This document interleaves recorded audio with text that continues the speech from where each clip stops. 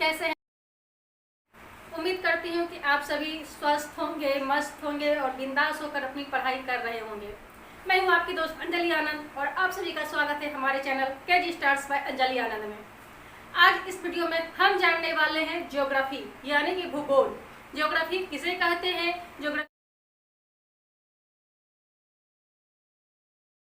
के अंदर हमारे कौन कौन से सब्जेक्ट विषय आते हैं, ज्योग्राफी में हमें क्या क्या पढ़ना पड़ता है, कौन कौन सा भाग इसमें सम्मिलित होता है, इन सारी चीज़ों से मिलकर ज्योग्राफी यानी कि भूगोल बना है। और भूगोल के लिए किस वैज्ञानिक को या किस विचार वाले व्यक्ति को क्या क्या संज्ञा दी गई है, इन सब को जानने से पहले अगर आप इस चैनल पर नए हैं तो मेरे चैनल को सब्सक्राइब करना ना भूलें और नोटिफिकेशन का बेल आइकन को भी आप प्रेस कर लें ताकि मेरे वीडियो अपलोड होते ही सबसे पहले आपको नोटिफिकेशन मिले।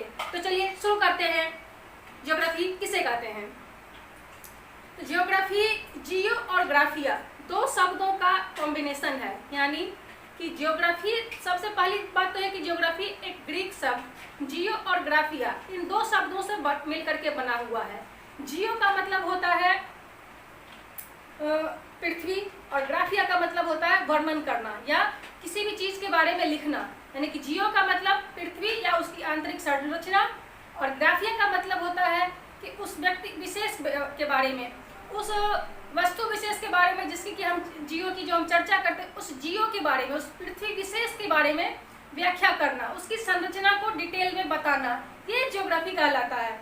और जिस या सामान्य शब्दों में हम ये भी कह सकते हैं कि जिस विषय से, जिस चीज के पढ़ने से, जिस चीज को जानने से हमें पृथ्वी की आंतरिक संरचना का, उसके अंदर जो भी वस्तुएं मौजूद होती हैं उन सब के बारे में, जिससे हमें उसकी आंतरिक संरचना के बारे में लिखते हैं, पढ़ते हैं, उसका वर्णन करते हैं, तो उन वैसे चीज को ही हम ज्योग्राफी कहते हैं, वैसे ही ज्ञान को हम भूगोल कहते हैं। भूगोल को कुछ लोग भूगोल यानी कि जो गोल है वो भूगोल है। और अगर हम इसके विकास की बात करें तो भूगोल का विकास तो यूं कहा जाए कि 16वीं शताब्दी में ही इसका विकास माना गया है कि भूगोल का विषय का विकास जो है वो 16वीं शताब्दी के उत्तरार्ध में हुआ। लेकिन अगर बात की जाए भूगोल के, ज्योग्राफी के व्यापक विस्तार की, कि जो इसका व्यापक विस्तार, इसका तर्कपूर्ण विस्तार, यानी कि इस सब विषय के बारे में जो सबसे तर्कपूर्ण तरीके से जो दिया गया है, इसे माना जाता है कि 18वीं शताब्दी का उत्तरार्ध में, यानी विकास की शुरुआत, ज्योग्राफी के विकास की शुरुआत तो 16वीं शताब्दी में ही हो चुकी थी, लेकिन इसका व्यापक विस्तार, इसके इस विषय के बारे में तर्कपूर्ण विवेचना, ये सारी चीजें हुई है 18वीं शताब्दी के उत्तरार्ध में। और इसका श्रेय जाता है हमारे बहुत बड़े साइंटिस्ट, हमारे बहुत बड़े विद्वान कार्ल रिटर को, और इन दोनों ने ही इसे एक व्यापक और तर्कपूर्ण विवरण दिया है भूगोल का। और सब अगर ये बात की जाए कि भूगोल को सबसे पहले ये नाम किसने दिया, यानी कि इस विषय को सबसे पहले ये नाम किसने दिया, तो मैं आपको बताऊं कि सबसे पहले यूनानी दार्शनिक यानी कि सब यूनानी विद्वान जो थे इरेस्टोथनीज, इन्होंने ही धरातल के विज्ञान को, यानी कि पृथ्वी की संरचना के बारे में जो जानकारी मिलती है उसके बारे में सबसे पहले बताया इरेस्टोथनीज ने। और सबसे पहले इन्होंने ही ज्योग्राफी को पृथ्वी का विज्ञान कहा। इस विज्ञान को यानी कि ज्योग्राफी को एक विशेष दर्जा दिलाने में इरेस्टोथनीज का ही पूरा योगदान रहा है। और मैं आपको ये भी बता दूं कि इरेस्टोथनीज को भूगोल का जनक यानी कि फादर ऑफ ज्योग्राफी भी कहा जाता है।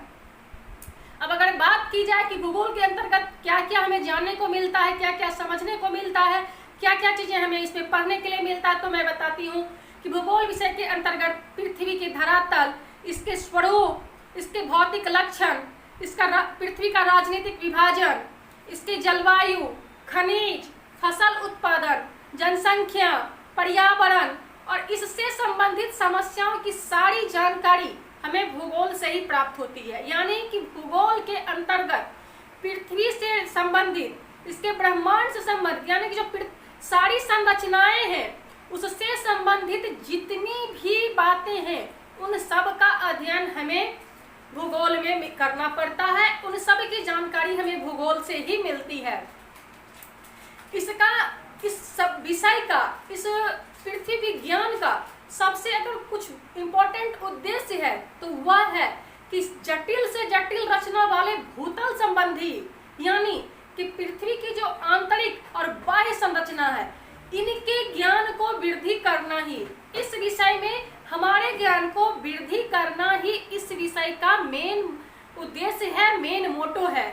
पृथ्वी के धरातल का अध्ययन, मानव के विकास के रूप में प्रदेशों का अध्ययन एवं प्राकृतिक संसाधनों को जानकर, समझकर, उनका प्रयोग करके मानव प्रगति और विकास के लिए इसका अधिकतम उपयोग करना ही भूगोल का उद्देश्य रहा है।